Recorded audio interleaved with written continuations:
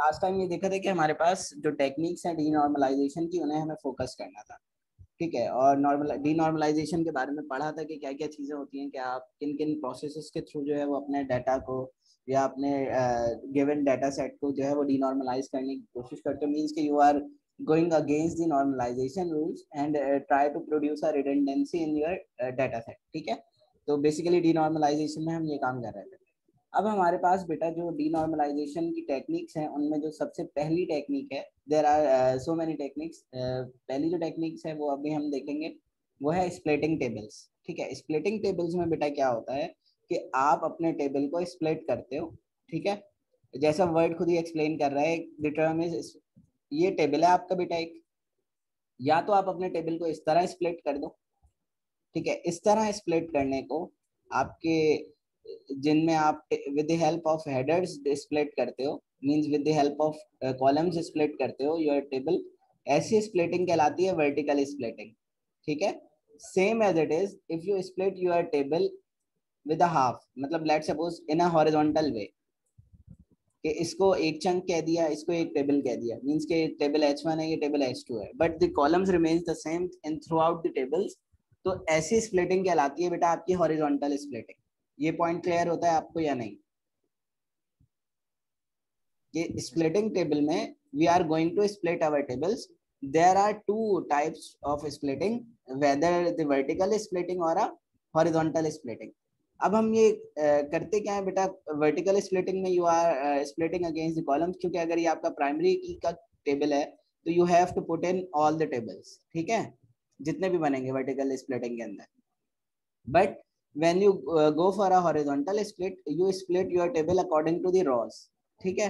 क्या आप कितनी नंबर ऑफ रॉज हैं उनको हाफ हाफ स्प्लिट कर दिया या 1/3 स्प्लिट कर दिया या जो भी है, ठीक है। तो you are splitting in horizontal way according to your or by viewing the sequence of your rows, but in vertical split you are splitting your table according to your columns। जैसे फॉर एग्जांपल हम एक example लेते हैं बेटा कि जो हमने last class में टेबल देखा था जिसमें स्टूडेंट्स का टेबल था, जिसमें हमारे पास एंट्रीज थी, लेट सपोज के स्टूडेंट्स हैं कराची के, ठीक है, और इस्लामाबाद के, ठीक है। अगर हम उस डाटा को स्प्लिट कर देते हैं कि हमारे पास स्प्लिटिंग के दौरान इस्लामाबाद के स्टूडेंट्स इस कॉलम में आए और कराची के जो हमारे स्टूडेंट्स हैं वो इस कॉलम में रहे, ठीक है। तो हमने क्या परफॉर्म किया, we are splitting in terms of a city, ठीक है। तो जब हम ऐसा काम करते हैं तो ये हमारे पास नॉर्मली वर्टिकल स्प्लिटिंग में आ जाता है। या नॉर्मल अगर हम स्प्लिटिंग की बात करें, इसमें भी हम यही करें कि हम कराची वालों को एक अलग कॉलम में रखें, इस्लामाबाद वालों को अलग में, और रावलपिंडी वालों को अलग में, लाहौर वालों को अलग में। सेम एज इट इज इस तरह आप हॉरिजॉन्टल स्प्लिटिंग में भी करें कि आप अकॉर्डिंग टू सिटीज उनके डिस्ट्रीब्यूशन कर दें इन टर्म्स ऑफ रॉज और इन टर्म्स ऑफ कॉलम्स। तो this phenomena is known as splitting table. ये प्रॉब्लम समझ में आई क्या है, या जो मैंने एक्सप्लेन किया कि हम स्प्लिटिंग क्यों करते हैं, ये चीज समझ में आई या नहीं? इसका मतलब ये है कि सबका डेटा अलग अलग करना है, कराची वालों बिल्कुल को। बिल्कुल। देखिए ना, हमने डीनॉर्मलाइजेशन में क्या कहा था कि नॉर्मलाइजेशन में आप एक फाइनल टेबल तक पहुंचते हो, डीनॉर्मलाइजेशन में उसको तोड़ना शुरू कर दो। मतलब एक टेबल से 10 टेबल बना दो, या 5 टेबल बना दो, या 2 बना दो, it's up to you. This phenomena is a denormalisation technique. Redundancy होगी। जी बेटा रीवा कुछ पूछना है? सर ये रिवर्स प्रोसेस होगी? थोड़ा माइक करीब करके बोलो। सर ये रिवर्स, हाँ, इसको कह सकते हैं कि ये रिवर्स टेक्निक है। नॉर्मलाइजेशन और डीनॉर्मलाइजेशन एक दूसरे की रिवर्स टेक्निक्स होती हैं हमेशा, ठीक है। सही। तो आप स्प्लिट करते हो और स्प्लिट करते हो according to wing in your data, लेकिन एक बेटा प्रॉब्लम है यहाँ। The more you understand the data, the more you perform better splitting, ठीक है। जितनी ज्यादा आपको डाटा के बारे में अच्छी इंफॉर्मेशन होगी और डेप्थ डाउन में आप उसे नो करते होगे डाटा को, तो उतनी अच्छी आप स्प्लिटिंग कर सकते हो। वरना if you are not sure about the data types और डाटा सीक्वेंसिंग, तो आप कभी भी नहीं कर सकते उसको अच्छे से स्प्लिट, ठीक है। तो हॉरिजॉन्टल स्प्लिटिंग के बारे में पढ़ते हैं बेटा कि हॉरिजॉन्टल स्प्लिटिंग क्या होती है। Breaks the table into multiple tables based upon the common column values, ठीक है। फॉर एग्जांपल जो अभी मैंने एक एग्जांपल दी कैंपस स्पेसिफिक क्यूरी के, मतलब कराची के कैंपस वाले बच्चों को एक तरफ रखा जाए, इस्लामाबाद के स्टूडेंट्स को दूसरे टेबल में, लाहौर के मतलब कि हमारे जो टेबल है उसको अलग, लाहौर के स्टूडेंट्स को अलग कॉलम में रखा जाए। तो ये आपके पास जो स्प्लिटिंग होती है based upon common column values, this is known as horizontal splitting. ठीक है, फॉर एग्जांपल आपके पास गोल है कोई एक गोल, अच्छा बेसिकली हम स्प्लिटिंग कर क्यों रहे हैं, ये कौन बताएगा मुझे, कोई बता सकता है? सर ताकि फर्दर जो हम डिसीजन करेंगे उसमें हमें आसानी हो कि कराची के लोग क्या कर रहे हैं, लाहौर के क्या कर रहे हैं। इसमें बेटा ये होता है कि हम अभी देखते हैं, क्योंकि आप लोगों ने ये वाली बात पढ़ी नहीं होगी डेटाबेस की। हम बेटा ये इससे हमें क्या अचीव होता है, spreading rows for exploiting parallelism.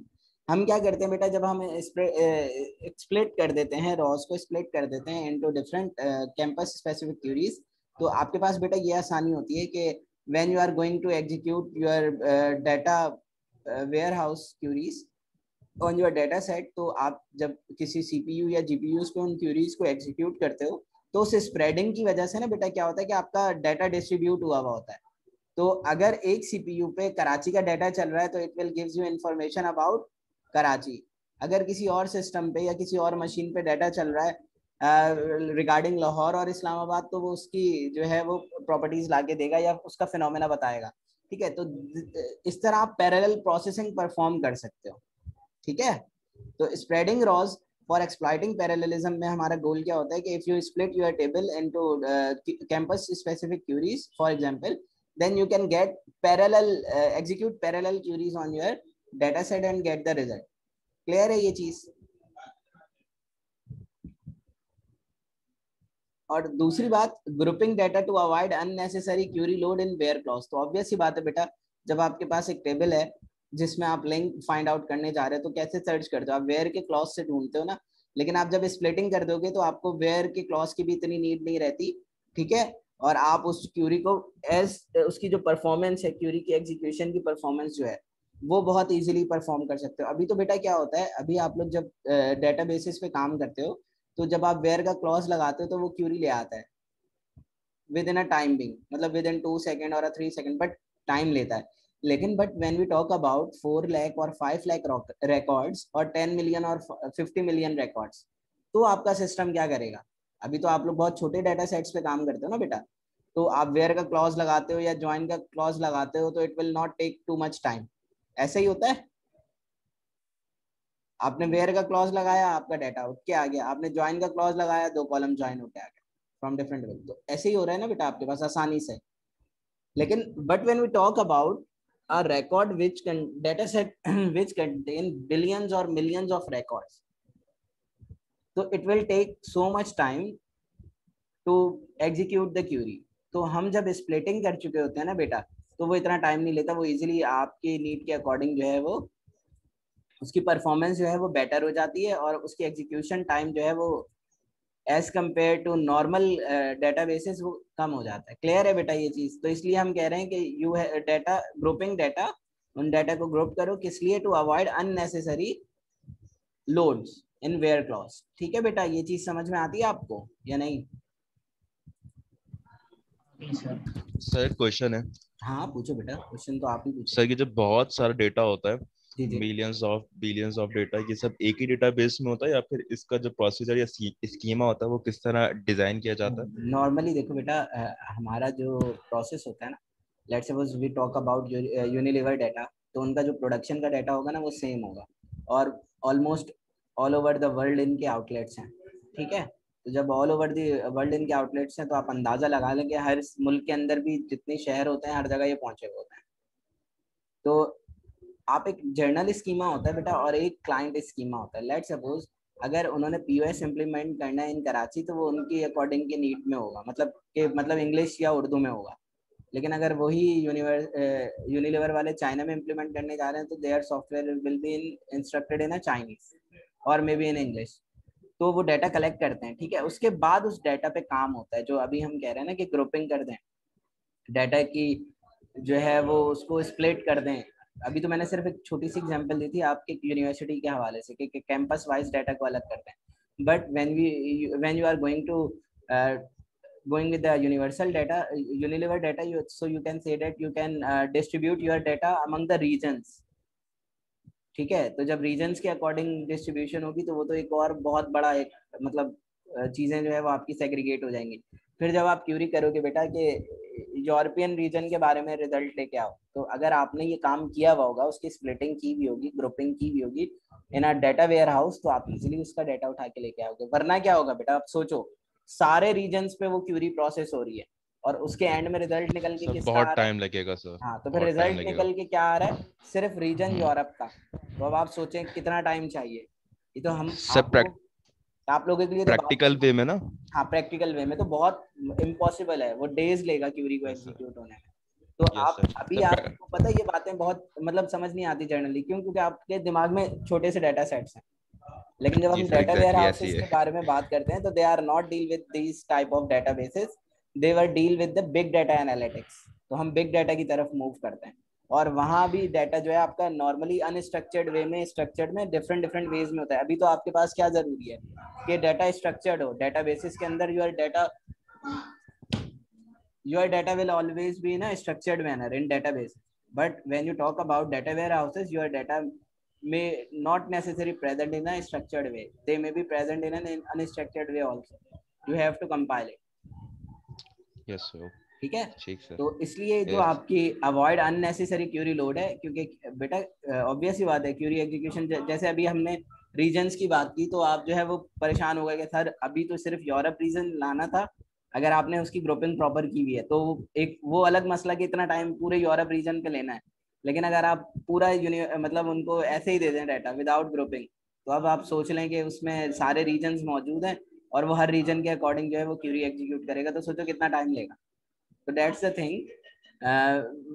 We perform grouping in data warehouses and splitting the tables. ठीक है, इसका एडवांटेज क्या है बेटा? Enhance security of data. तो सबसे जो बेसिक फीचर है बेटा, जब आप जो लोग क्योंकि देखें आपके इस तरह के सिस्टम्स के साथ ना हंड्रेड्स ऑफ यूजर्स और हंड्रेड्स ऑफ डेवलपर्स जो है वो अकायर्ड होते हैं, वो इस पे काम कर रहे होते हैं, उनके रिस्पॉन्सिबिलिटीज होती हैं। But if you assign them a particular region data, तो अब बाकी डाटा वो देख ही नहीं सकता।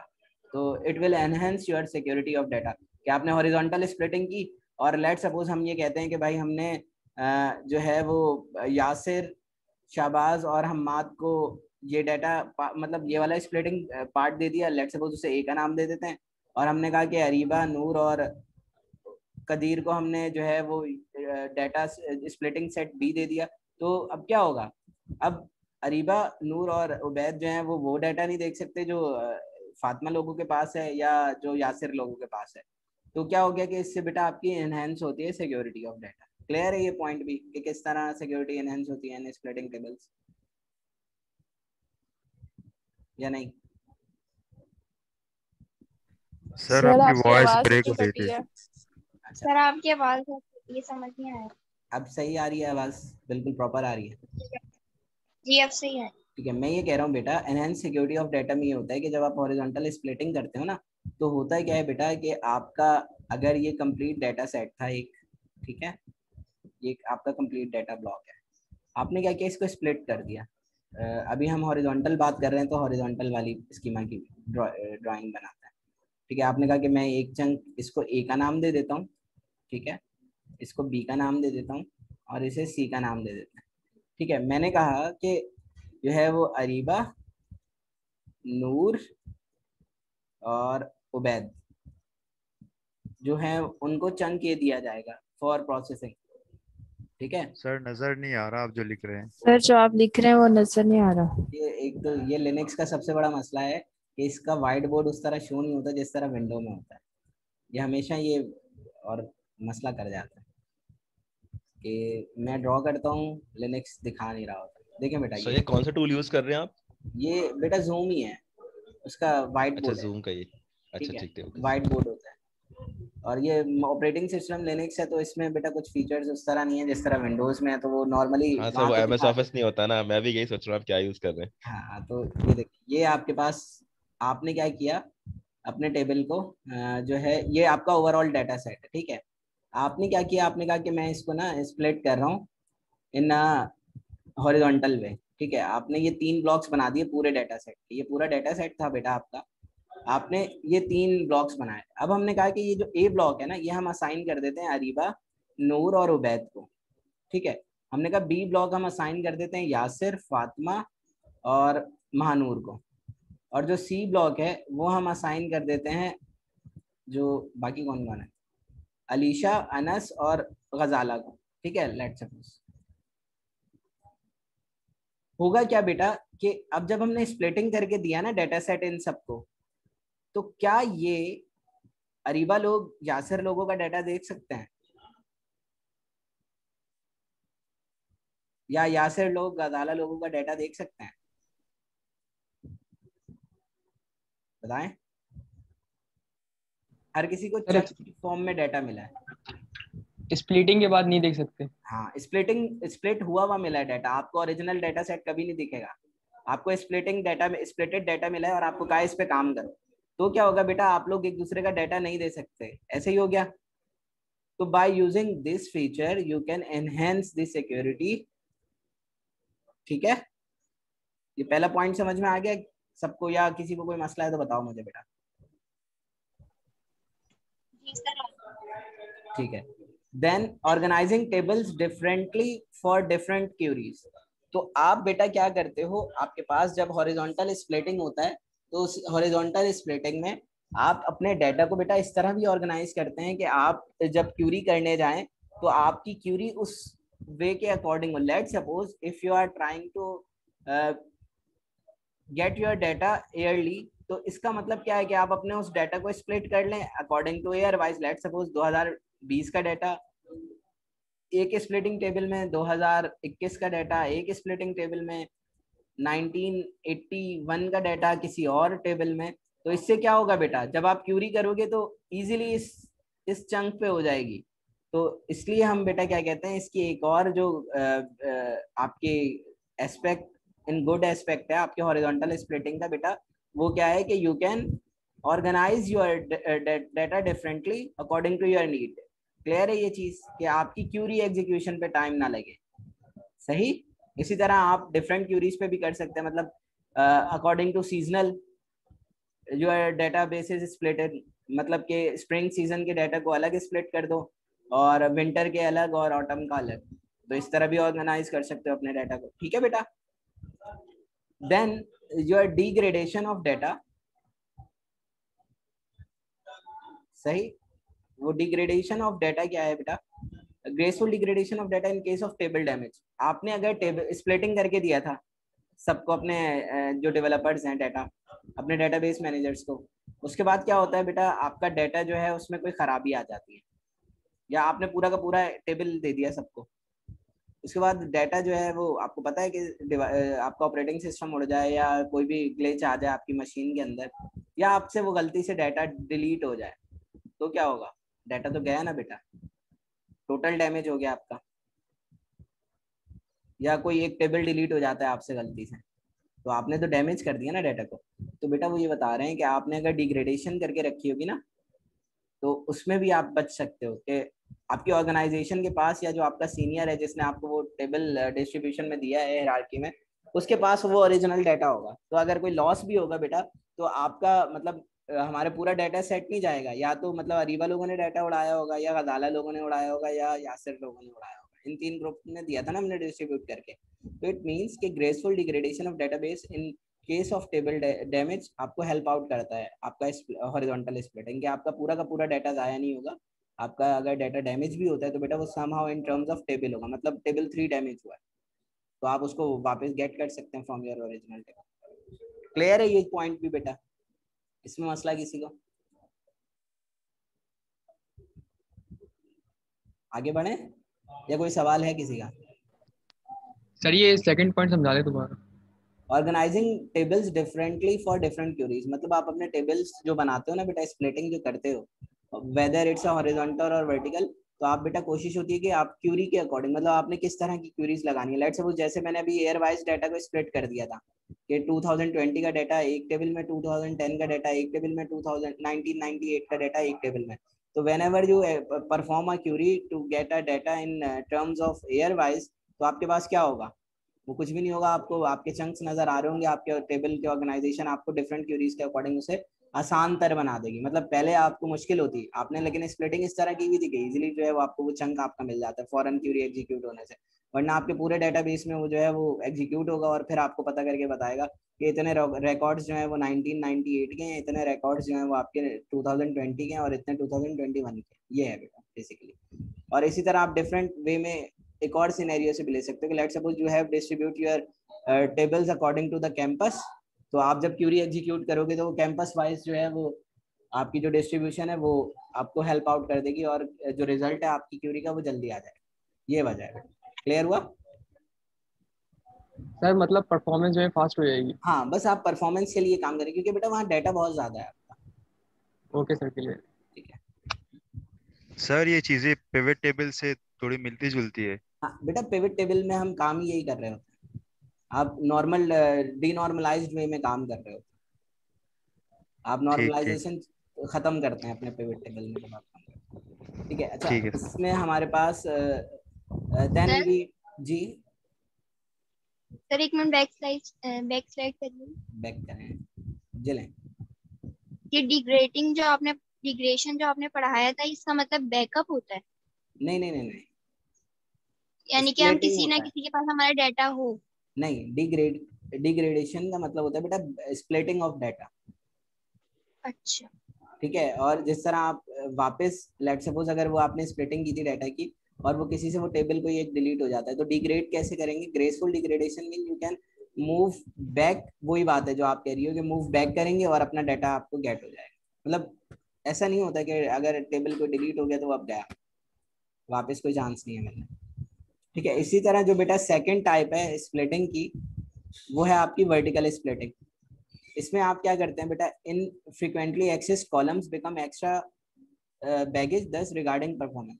तो ऐसे क्या होता है बेटा कि आपके डेटाबेस के अंदर कुछ कॉलम्स ऐसे होते हैं जिनका इतना अमल दखल नहीं होता या इतना यूसेज नहीं होता। मीन्स कि आप बहुत रेयर केसेस में उन पे सर्च की क्यूरी लगाते हो या आपको नीड होती है उनकी। तो ऐसे टेबल्स को अगर हम अलग रख दें और ऐसे टेबल्स को जो हमारे काम के हैं उनको अलग रख दें तो आप लोग सोचें कितना हमारा डेटाबेस पे लोड कम हो जाएगा। होगा ना या नहीं होगा?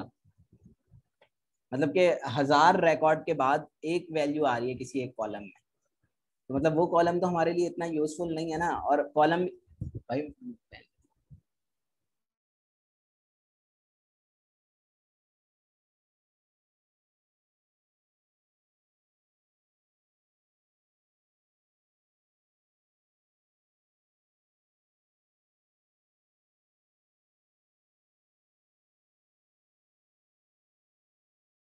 ठीक है बेटा, तो हम क्या करते हैं कि आपके पास जो एक्स्ट्रा कॉलम्स होते हैं, एक्स्ट्रा कॉलम्स मींस ऐसे कॉलम्स जिनकी वैल्यूज आप यूज नहीं कर रहे होते, बहुत इनफ्रिक्वेंटली यूज में आते हैं वो।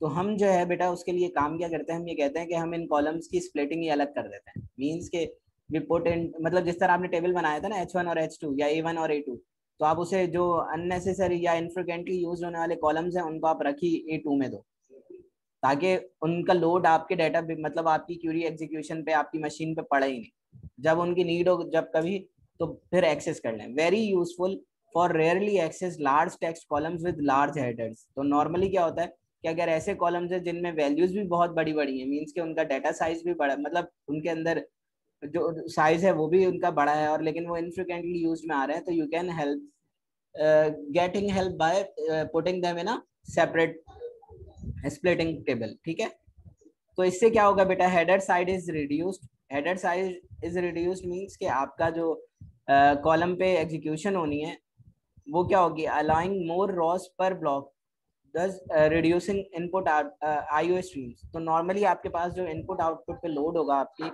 ठीक है, वो क्या हो जाएगा बेटा, वो रिड्यूस हो जाएगा। क्यों? क्योंकि आपने जो इन फ्रिक्वेंटली कॉलम्स है उनको रखा ही अलग है। जब उनको रखा ही अलग है तो उनसे रिलेटेड जितना भी डाटा है आपका, मतलब उनकी नंबर ऑफ रॉज जो हैं और वो एग्जीक्यूट ही नहीं होंगी। तो इससे क्या होगा बेटा कि आपके बाकी जो हेडर्स हैं या बाकी जो कॉलम्स हैं उनकी जो रॉज हैं उनकी एग्जीक्यूशन बहुत अच्छी हो जाएगी। मतलब कि पहले पूरे डाटा सेट पे जब वो चल रहा था सारे कॉलम्स को देखते हुए तो 50 रॉज पे एग्जीक्यूशन बहुत अच्छी हो रही थी, लेकिन जैसे ही हमने 100 रॉज का कहा तो हमारा लोड बढ़ गया या परफॉर्मेंस उसका डिले होना शुरू हो गया। लेकिन इससे क्या होगा, जब आप वो अननेसेसरी या अनयूज्ड कॉलम्स जो हैं वो सेपरेट रख देंगे तो आपकी जो रॉज नंबर ऑफ रॉज 50 पे आपको पता चल रहा था कि एग्जीक्यूशन अच्छी है, वो 100 को भी इजीली एग्जीक्यूट कर देगा। क्लियर हुआ ये पॉइंट कि ये अलाउइंग मोर रॉज पर ब्लॉक और रिड्यूसिंग इनपुट आउटपुट लोड जो बात कर रहा है वो, या नहीं?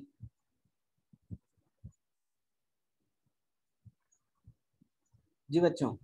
ये बता दें जी यासिर। सर, एक दफा और बता दें। ठीक है, देखिए भाई आपके पास एक टेबल था, एक हाँ टेबल ले लेते हैं, उसमें 50 कॉलम थे, ठीक है।